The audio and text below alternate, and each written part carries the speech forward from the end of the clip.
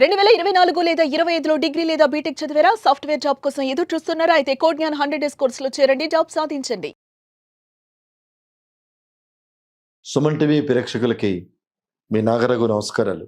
రకరకాల లీగల్ ఇష్యూస్ని ప్రామాణికంగా తీసుకొని దాని మీద ఉన్నత న్యాయస్థానాల తీర్పులు, ఇటువంటి పరిస్థితులు, వాటి యొక్క పురోగమనాల గురించి మనం చాలాసార్లు సుమన్ టీవీ ద్వారా తమరికి తెలియజేయటం అయింది. అంటే ఇప్పటివరకు భారతదేశంలో ఉన్న ఏ చట్టాలైనా, డొమెస్టిక్ వైలెన్స్ కానివ్వండి, 498A కానివ్వండి, అలాగే మెయింటెనెన్సు, డొమెస్టిక్ వైలెన్స్లో ఉన్న పలు రకాలైన రిలీఫ్లు, ఇవన్నీ ఉమెన్ ఫ్రెటర్నిటీకే ఫేవర్గా ఉన్నాయి.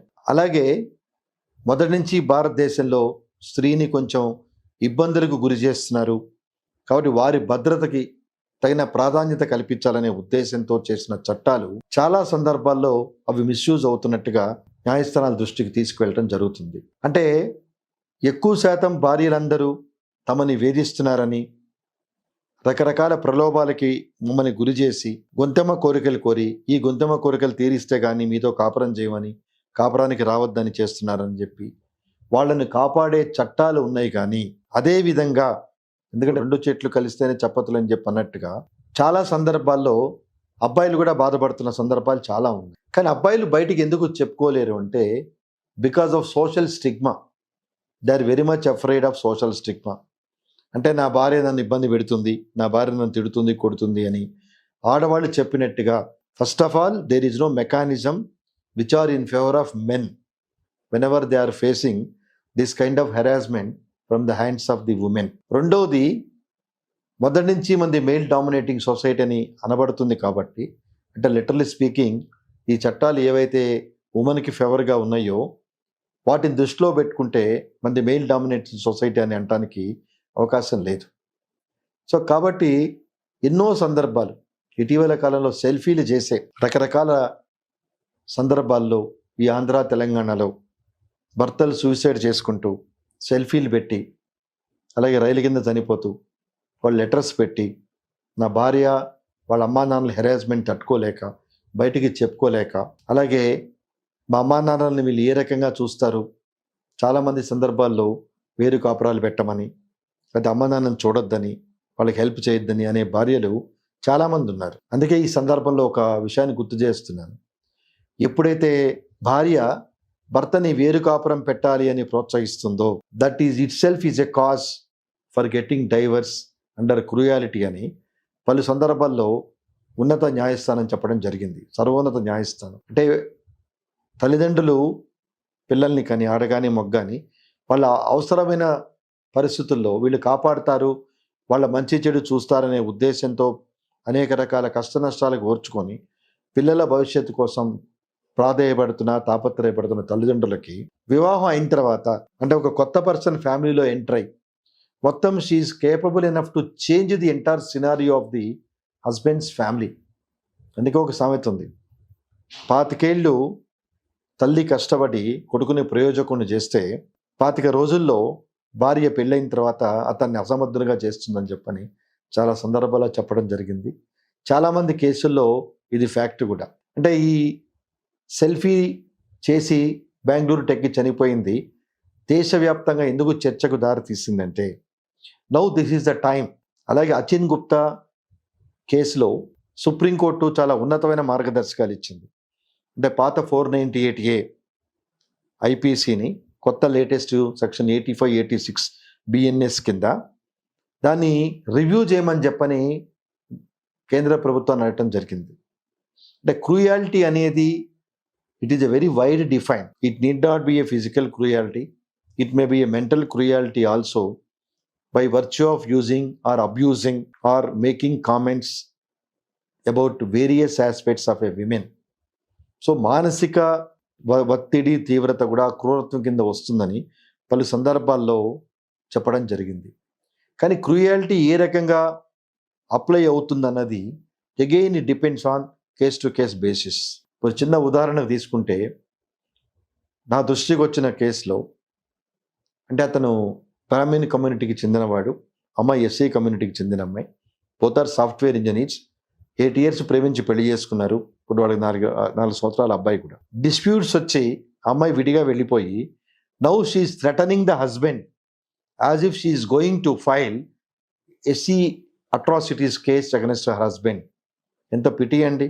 అంటే 8 సంవత్సరాల్లో ప్రేమించి పెళ్లి చేసుకున్న అబ్బాయి ఈరోజు డిస్ప్యూట్స్ వచ్చినాయని నన్ను కులం పేరుతో దూషిస్తున్నాడు, నన్ను ఇబ్బందులు పెడుతున్నాడు అని కేసు వేస్తానని చెప్పి బెదిరిస్తున్నది అంటే it is nothing but misusing the power, misusing the safe guards granted by the constitution in favour of women.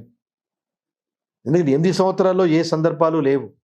ఆమెని క్యాష్తో దూషించాడని కానీ ఆమెను నెగ్లెక్ట్ చేశాడని కానీ లేవు. When she made a demand to set up a separate family by living her old age mother, ఎప్పుడైతే అబ్బాయి అమ్మని దూరంగా పెట్టి మన పాటికి మనం వేరు కాపురం పెడదామన్నాడో, ఇతను ఒక్కడే అబ్బాయి అవటంతో ఆ రిక్వెస్ట్ని ఎప్పుడైతే ఈ అబ్బాయి ఒప్పుకోలేదో పుట్టింటికి వెళ్ళిపోయి from there she is threatening unless and until you set up a separate family from your mother I'm going to file SC ST cases. ఈ అబ్బాయి ఏం చేయాలి? ఎందుకంటే చట్టం తన పని తాను చేసుకుపోతుందనే చాలా సందర్భాల్లో వింటూ ఉంటాం. ఎప్పుడైతే అమ్మాయి ఎస్సీ కేసు పెట్టిందో, అబ్యూస్ ఆఫ్ ఎస్సీస్ కేసు పెట్టిందో, automatically this man will be penalised. ఇది నిజమా అబద్ధమా? 8 ఏళ్ళు కాపురం చేసిన తర్వాత, దట్టు లవ్ మ్యారేజ్ కాబట్టి ఇంటర్ కాస్ట్ మ్యారేజ్ చేసుకోవడం జరిగింది. సో ఈ అబ్బాయి నిజంగా ఆమెని కాస్ట్ మీద దూషించాడా లేదా అనేది that is a different aspect. ఈ లోపల జరగాల్సిన డ్యామేజీ అబ్బాయికి జరిగిపోతుంది. ఇంకో విచిత్రం ఏంటంటే ఈ మధ్య కొన్ని ప్రైవేట్ కంపెనీస్ కూడా ఎప్పుడైతే ఈ అబ్బాయి మీద క్రిమినల్ కేసెస్ ఉంటున్నాయో, maybe by virtue of 498A, maybe by virtue of domestic violence, whatever it is, criminal కేసులు ఉండటం జరుగుతుందో కొన్ని సందర్భాల్లో కొన్ని కంపెనీలు నీ మీద కేసులు క్లోజ్ అయిన తర్వాతే we will continue your employment till such time it is very difficult to continue with this company అని చెప్పడం కూడా జరుగుతుంది. అంటే when the women is capable enough to ruin the life of husband on the pretext of various reasons or grievances, ultimately today the real sufferers are men. అంటే ఇక్కడ నాకు gender equality ఉందండి.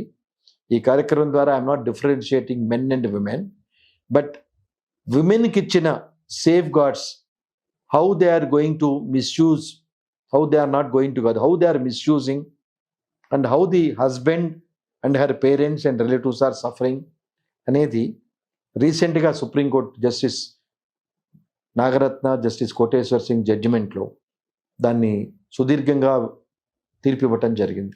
అంటే all complaints filed under 498A, those that are not deserve for carrying out to the extent of trial. ఎందుకంటే ఒక criminal case మన మీద వేశారు అంటే irrespective of gravity of the case we're on criminal records. So ఎప్పుడు మన పేరు కొట్టిన లేటెస్ట్ టెక్నాలజీ వల్ల మన పేరు కొట్టగానే మన మీద ఏం కేసులు ఉన్నాయి అనేది ఆటోమేటిక్ ఇన్ఫర్మేషన్ వచ్చేస్తుంది. సో ఎంప్లాయ్మెంట్లో కూడా ఒక కాలం ఉంది. Are you ever involved in criminal cases, have you ever involved in arrest, have you ever involved in cases అనేది కూడా రాయటం జరుగుతుంది. కానీ దౌర్భాగ్యమైన పరిస్థితి ఏంటంటే చట్టాలు ఇంత బలంగా ఉన్నా కూడా పోనీ వీళ్ళు 498A వేసి ప్రూవ్ చేయగలుగుతున్నారా? చాలా తక్కువ. The percentage very meagre. The success rate in 498A in favor of women is very meager.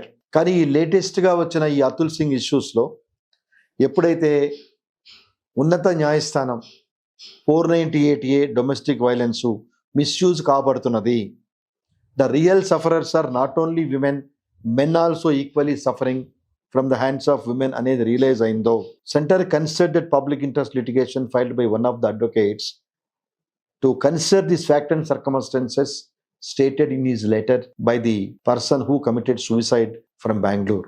Namaskaram.